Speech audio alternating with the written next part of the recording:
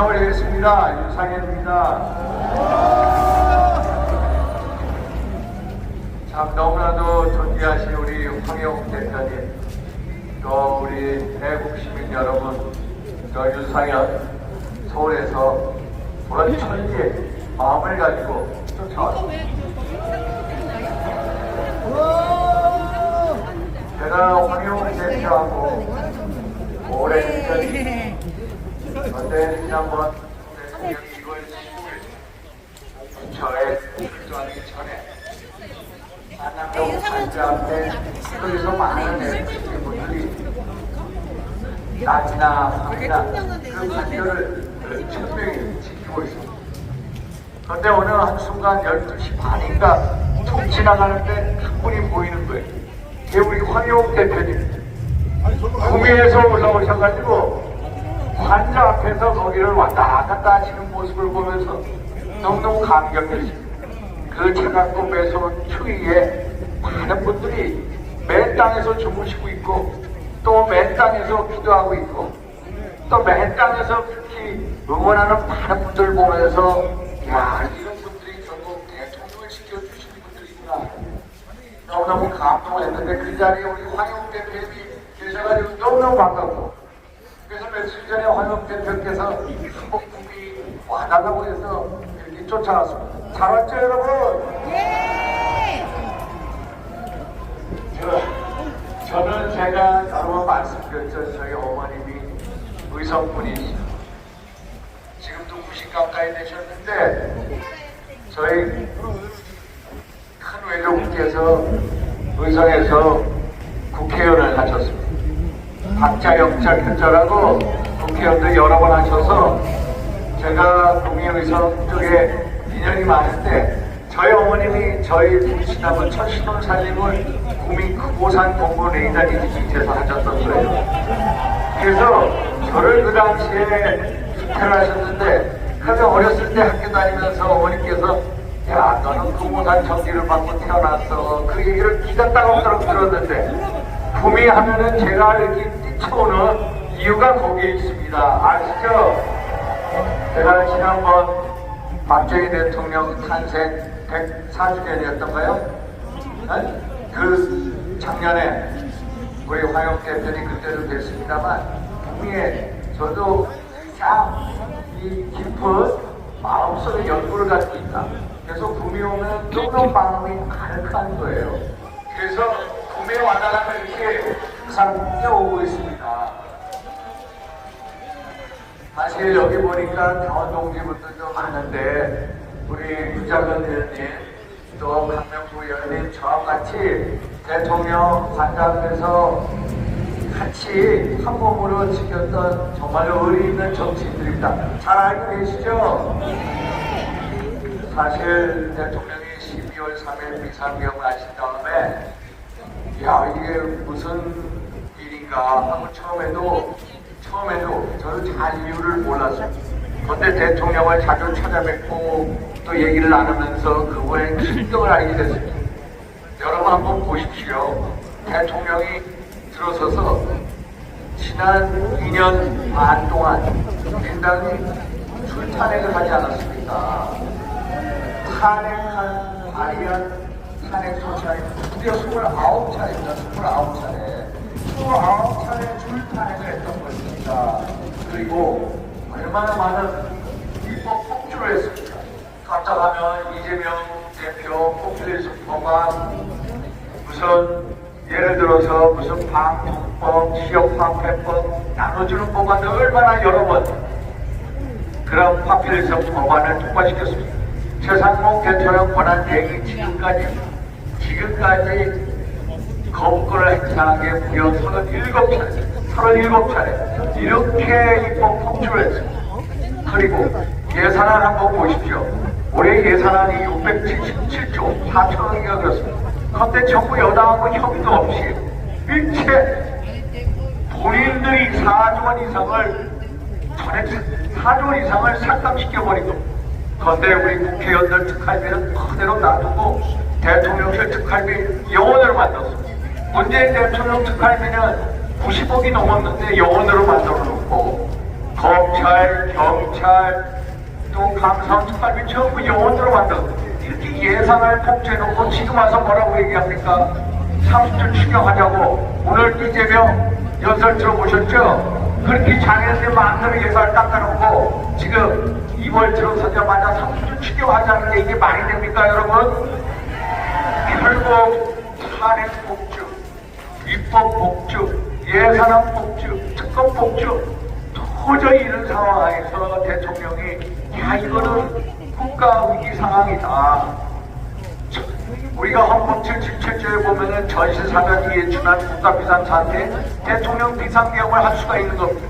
그래서 야 대통령 스스로 이것은 정말 국가의 비상 사태라고 느끼신 겁니다. 그래서 12.3 비상계엄을 한 거고, 우리는 비상계엄하면 보통 생각하는 게 무슨 5.17 그런 군사계엄을 생각하는데, 대통령의 입장은 그런 계엄이 아니라 연성계엄을 생각합니다.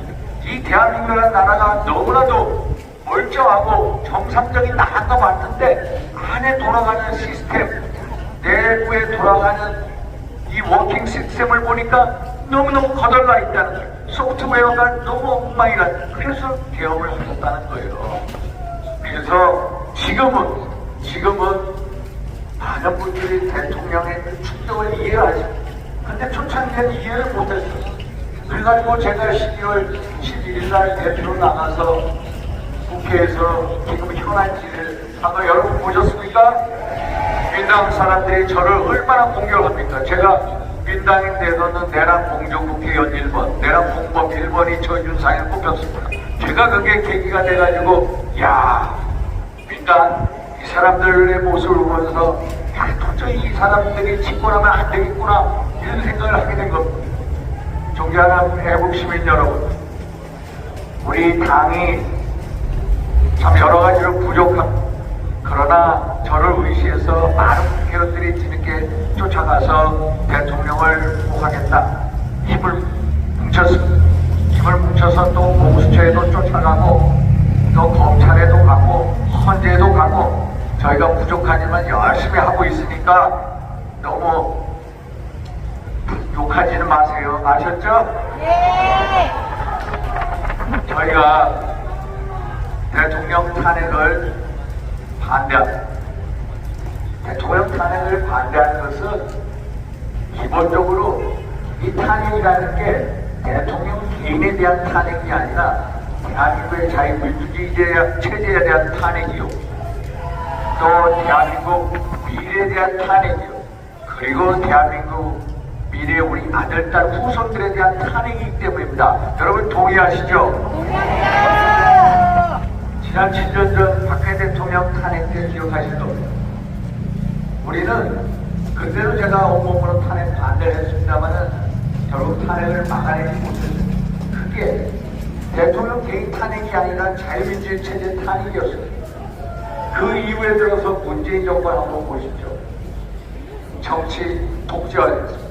여러분 똑바로 기억하시죠? 심지어 선거법 같은 것도 헌정사상 처음으로 단독 날치기 통과시켰던 장본이 바로 문재인 정권입니다. 경제 폭망했습니다. 최저임금의 급격한 인상, 얼마나 많은 자영업자들이 힘들어했습니까? 그렇죠 여러분? 가계부채 1,800조, 또 국가채무 1,000조, 그리고 일자리 대통령을 자처했습니다만 양질의 좋은 일자리들은 전부 사라져갔습니다. 안 그렇습니까 여러분? 경제상 얼마나 어려운, 그리고 외교하고는 얼마나 힘들었습니까? 한미관계, 한일관계 최악이었습니다. 한중관계, 한러시아 관계 가장 굴욕적이었습니다. 남북관계 한번 보십시오.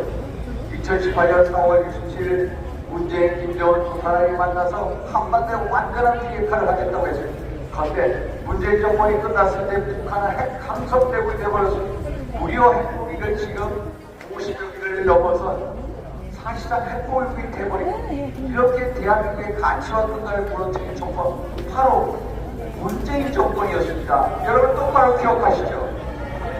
그래서 민주당 이 탄핵 동조 세력 이 사람들이 결국 집권하면 이 나라가 어떻게 되겠습니까?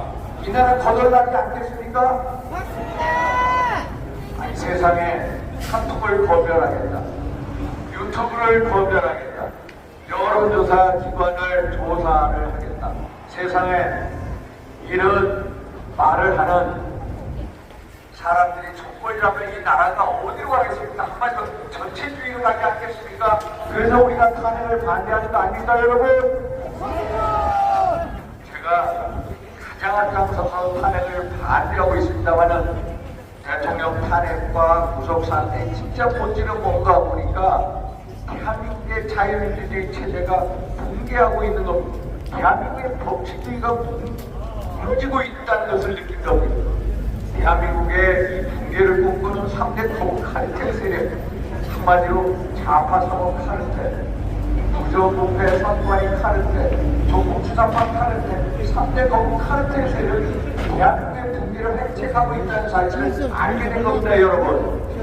그래서 많은 외국 시민들이 길거리에 뛰쳐나오고 젊은 이공장독 청년들이 나와서 대통령 탄핵을 반대하고 자유민주 체제를 지키겠다고 그렇게 길거리에서 투쟁하고 있는 것입니다, 여러분.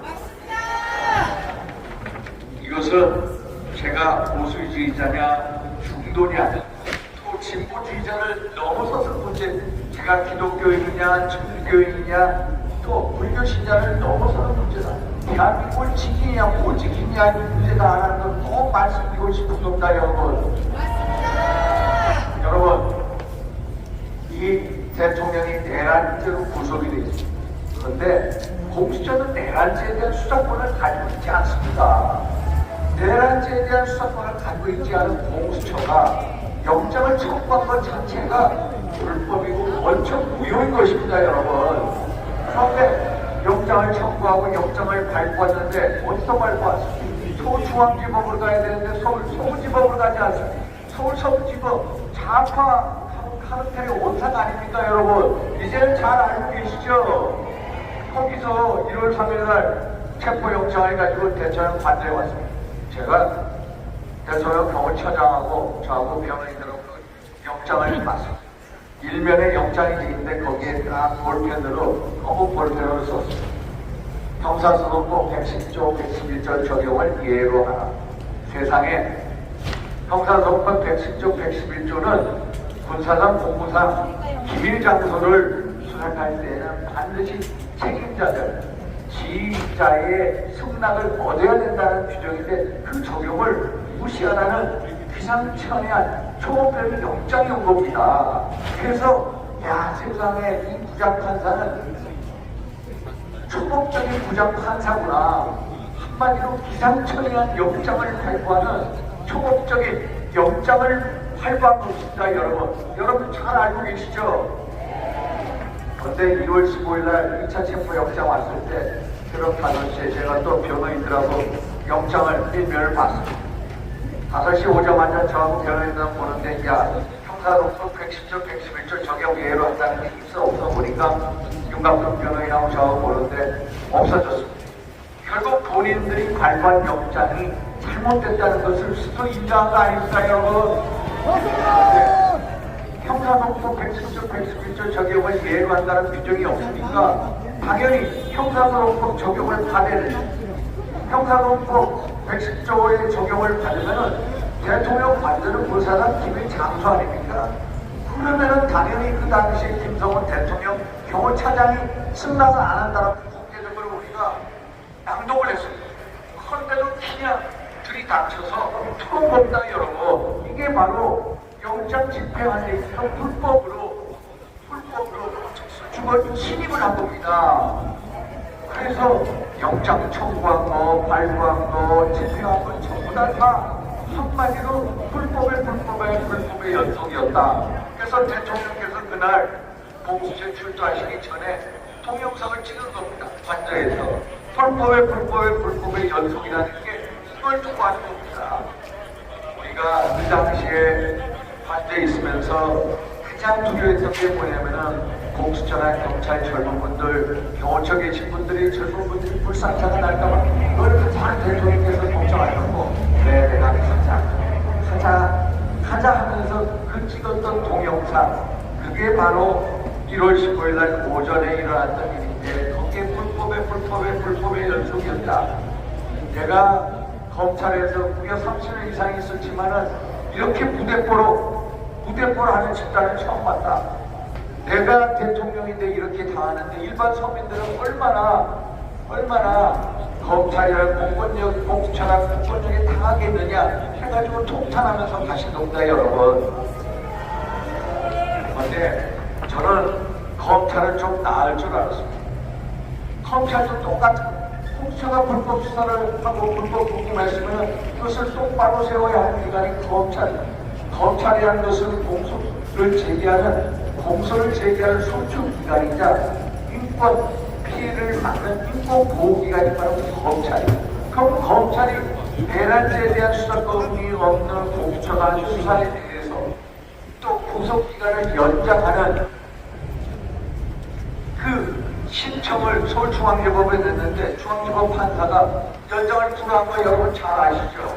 네. 그럼 당연히 석방해요. 근데 또다시 또 연장을 재신청을 근데 또 불허. 그러면 대법원이야 되는 거 아닙니까? 근데 그냥 부속 상태에서 기소를 해버리고 그래서 검찰도 어떻게 공수처의 불법 수사, 불법 부검에 공범이 되느냐. 헌법재판소법 51조에 의하면 탄핵심판과 형사재판이 동시에 진행이 될 때는 탄핵심판을 정지할 수가 있어.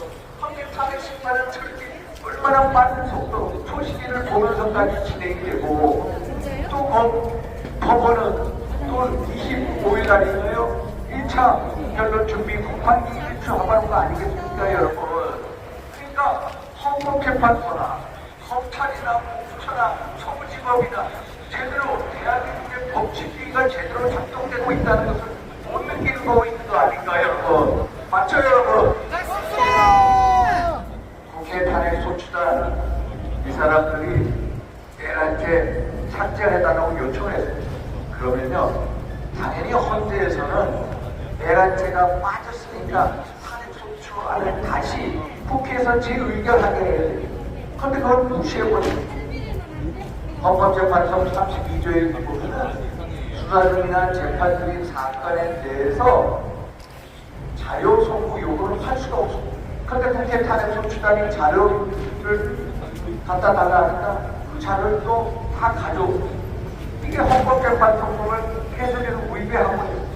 헌법재판소법 40조에 보면은요, 형사재판을 헌법재판소 40조에 보면은 이 탄핵심판은 형사소송법 적용을 받게끔 돼 있어요. 준용하게끔 돼 있어요. 그러면은 보통 변론 준비 기일을 정할 때 피고인이나 또 변호인하고 협의를 해요.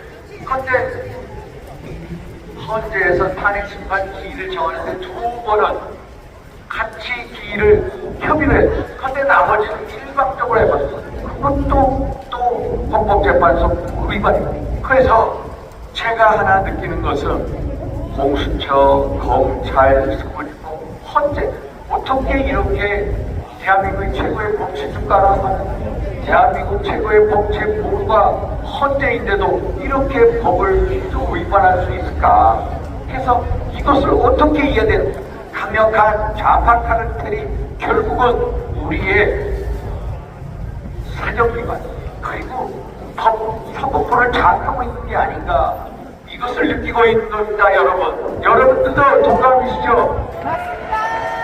여러분 선관위는 어떻습니까? 현대판 음소제도가 있다는 선관위 아빠 찬스가 있다는 선관위 잘 알고 계시죠? 선관위에서는 중앙선관위 사무총장 아들을 한마디로 세자마마라고 합니다. 세자마마. 불법 채용 사례 291차례를 봤더니 인사 공모 규정 위반 무려 1200여 건이 넘었다는 겁니다. 그래서 감사원이 감사를 들어가자고 했으니까 무슨 소리냐? 우리도 헌법상 기관이야. 함부로 하지 마. 이렇게 얘기합니다. 그리고 중앙선관위 관리위원장이 누굽니까? 대법관이 아닙니까? 그러니까 제대로 이게 안 되는 겁니다. 아빠가 근무하고 아들이 근무하고 딸이 근무하고 조카가 근무하고 이렇게 친인척을 근무하는 선관위 이걸 어떻게 해야 됩니까? 이런 선관위에 대해서 내부 감시가 되겠습니까? 안 되죠. 내부 감시가 안 되면 부패할 수밖에 없고, 부패하면 부정이 있을 수밖에 없는 거 아닙니까? 그래서 우리가 선관위 너희가 자체적으로 발표하는 발표하지 않지 않습니까? 그래서 대통령께서 말씀이 하도 여기가 이 문제가 답답하니까 국정원에서 해킹을 해보니까 7차례 해킹해서 6번 다 쉽게 해킹을 했다는 거 아닙니까, 여러분? 이게 현재 대한민국 선관위에서 선관위는 국민한테 떳떳하게 진실을 드러내야 됩니다. 그 길은 결국 특검밖에 없고 그 길은 바로 국정조사밖에 없는 거 아닐까요, 여러분? 조국 주사 패턴을 한번 보십시오. 지난 7년 전 우리가 탄핵 시위가 준동을 했어요. 그때 박근혜 대통령 탄핵할 때 주도 세력이 누구입니까? 민노총 아닙니까? 민노총이 과거 광장에서 내걸었던 구호가 뭡니까? 조합기본 철수, 한미연합군사훈련 폐지, 한미동맹 폐지, 국가보안법 폐지, 연방제 통일. 여러분 어떻게 기억하시죠? 그리고 대통령이 들어서서 2022년 8월 15일 조선노동당, 조선지검총, 동맹, 민노총에다가 파일럿 연대사를 보내 한 장짜리 연대사 그 연대사가 지금도 민노총 홈페이지에 들어가 있어요. 거기에 보면 한미연합 군사훈련은 독침, 전쟁 연습, 단호하게 침묵에 버려라 이렇게 지령문을 내립니다. 작년 11월 민노총에서 조직쟁이 국장을 했던 성모 씨가 1심에서 징역 15년으로 법정 구속이 됐습니다. 북한하고 무려 100여 차례에 걸쳐서 지령문을 주고받거든요. 그 주변 사람들을 포섭했습니다. 지금도 그 재판이 진행되고 우리는 아직도 민노총이나 그 성모란 그 사람이 얼마나 많은 간첩들을 이 대한민국에 꾸려놓았는지 모르고 그게 현재 우리가 맞닥뜨리고 있는 조국 주사파 카르텔. 존경하는 외국 시민 여러분, 정말로 우리는 3대 검은 카르텔 세력에 맞서서 대한민국을 지켜야 됩니다. 대한민국의 자유민주주의, 법치주의를 지켜야 됩니다. 3대 검은 카르텔 세력, 첫째 장관하고 카르텔 알고 계시죠? 네. 둘째 부정부패 선관위 카르텔 알고 계시죠? 네. 셋째 종북 주사파 카르텔 알고 계시죠? 네. 우리는 이제 이런 3대 검은 카르텔 세력에 맞서서 대한민국의 자유민주주의를 끝까지 지켜내야 돼요. 알고 계시죠, 여러분? 네. 미국 워싱턴에 가면은 베트남 전쟁에서 살아난 5만 명의 미군 장병들을 기리는 워싱턴 미모리얼이 있습니다.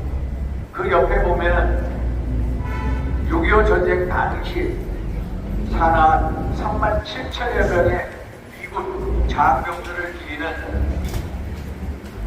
코리안 워 미모리얼이 있습니다. 그 기념관에는 이런 구절이 있습니다.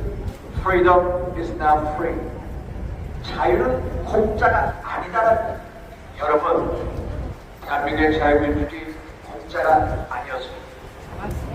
정말로 우리의 애국 동지들, 우리의 선열, 그리고 그 당시에 6.25 전쟁에 참여했던 유엔, 연합군, 그분들의 거룩한 피와 땀과 또 눈물의 결정체가 대한민국의 자유민주주의. 그런데 대한민국의 자유민주주의가 6.25 이후에 세계 위기에 처해 있습니다. 대외적으로는 김일성, 김정일, 김정은에 이끄는 3대 세습, 권력 세습이라는 전대미문의 역사를 쓰면서 핵과미사일에 광분하면서 호시탐탐 대한민국의 정파 야욕을 노리고 있는 북한 김정은 집단이 있습니다. 그리고 대내적으로는 누가 있습니까?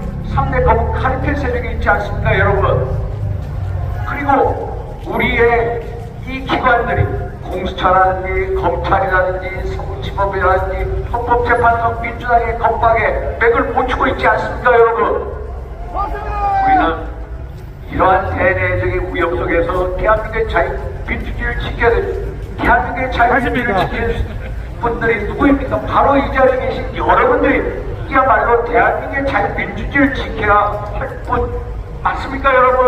우리들이 왜 광장에 이렇게 나옵니까? 왜 이렇게 자발적으로 광장에 나옵니까? 광장에 나오는 이유는 대한민국의 자유민주주의를 지키기 위한 거 아닙니까, 여러분? 맞죠, 여러분? 대통령께서 저보고 꼭 이 얘기를 해줘라 묻어야 지키십니다. 자유를 지키려는 의지, 책임의식이 있어야 됩니다. 그 의지와 책임의식을 잃어버릴 때 그때는 전체주의와 파퓰리즘이 등세하게 됩니다. 그러면 자유는 잊어버리게 됩니다. 그래서 자유를 지키기 위해서는 끝까지 자유를 위한 투쟁을 해야 됩니다. 맞습니까, 여러분? 자유를 지키려고 하는 의지와 책임, 의식이 있어요. 저는 그래서 대통령과 함께 여러분들과 함께 대한민국의 자유민주주의를 끝까지 지켜내겠습니다. 여러분, 맞습니까, 여러분?